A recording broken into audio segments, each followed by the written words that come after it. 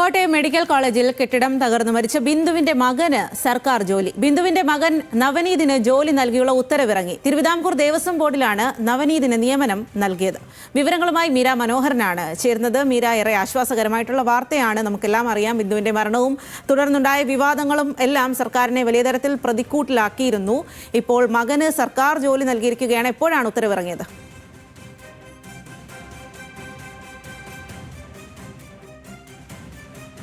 സാധിക്കുന്നത് നേരത്തെ ഇത്തരത്തിൽ വീട് നൽകുമെന്നൊരു വാഗ്ദാനം ഉണ്ടായിരുന്നു. വീടിന്റെ താക്കോൽദാനം ഉൾപ്പെടെ കഴിഞ്ഞതാണ്. ഇപ്പോൾ മകന് കൂടി ഒരു ജോലി ഉറപ്പാക്കിയിരിക്കുകയാണ്.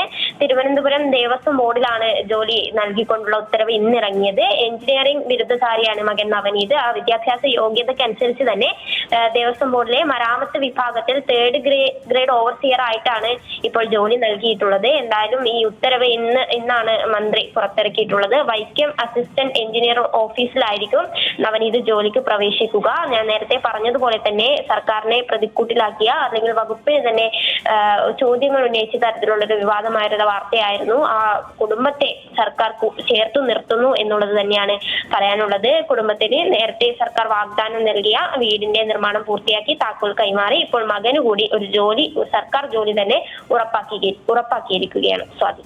ശരി മീര.